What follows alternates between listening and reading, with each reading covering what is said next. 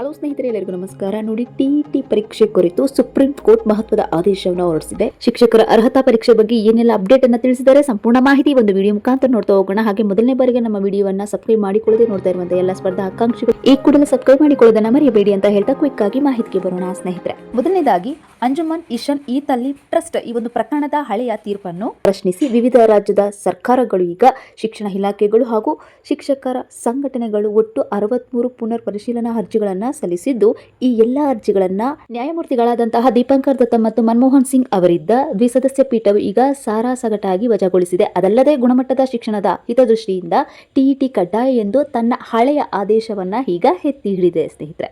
ನೋಡಿ, ಇಲ್ಲಿ ನಿಮ್ಗೆ ಒಂದಷ್ಟು ಕ್ಲಾರಿಟಿ ಸಿಗುತ್ತೆ.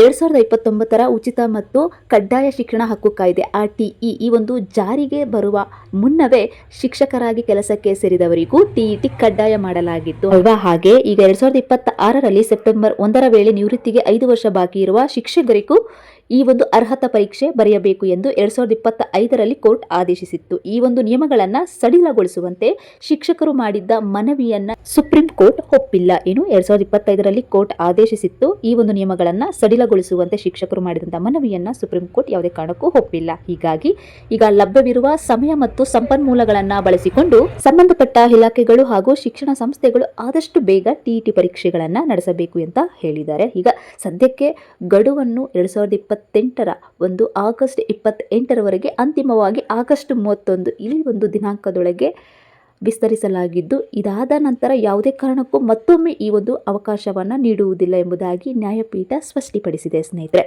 ಹೀಗಾಗಿ ಸುಪ್ರೀಂ ಕೋರ್ಟ್ನ ಈ ಒಂದು ಹೊಸ ಆದೇಶದಿಂದಾಗಿ ಟಿಇಟಿ ಪಾಸ್ ಮಾಡದ ಶಿಕ್ಷಕರು ತಮ್ಮ ಉದ್ಯೋಗ ಉಳಿಸಿಕೊಳ್ಳಲು 2028ರ ಒಳಗಾಗಿ ಪರೀಕ್ಷೆ ಎದುರಿಸಿ ಉತ್ತೀರ್ಣರಾಗಲೇಬೇಕಾದ ಅನಿವಾರ್ಯತೆ ಎದುರಾಗಿದೆ ಸ್ನೇಹಿತರೆ. ಸೊ ಇದಿಷ್ಟು ಸೇವಾನಿರತ ಶಿಕ್ಷಕರಿಗೆ ಸುಪ್ರೀಂ ಕೋರ್ಟ್ ಬಿಗ್ ರಿಲೀಫ್ ಅನ್ನ ಕೊಟ್ಟಿದೆ ಸ್ನೇಹಿತರೆ. ಇದಿಷ್ಟು ಮಾಹಿತಿ ಈ ಒಂದು ವಿಡಿಯೋದಲ್ಲಿ ಸಾಧ್ಯವಾದಷ್ಟು ತಿಳಿಸಲಾಗಿದ್ದು, ಈ ಒಂದು ಮಾಹಿತಿ ನಿಮಗೆ ಉಪಯುಕ್ತವಾದಲ್ಲಿ ನಿಮ್ಮ ಸ್ನೇಹಿತರಿಗೂ ತಪ್ಪದೇ ಶೇರ್ ಮಾಡಿ. ಹಾಗೆ ಇದೇ ತರದ ಲೇಟೆಸ್ಟ್ ಅಪ್ಡೇಟ್ಗಳಿಗಾಗಿ ನಮ್ಮ MN Academy 2062 ವಾಹಿನಿಯನ್ನು ತಪ್ಪದೇ ಫಾಲೋ ಮಾಡಿ.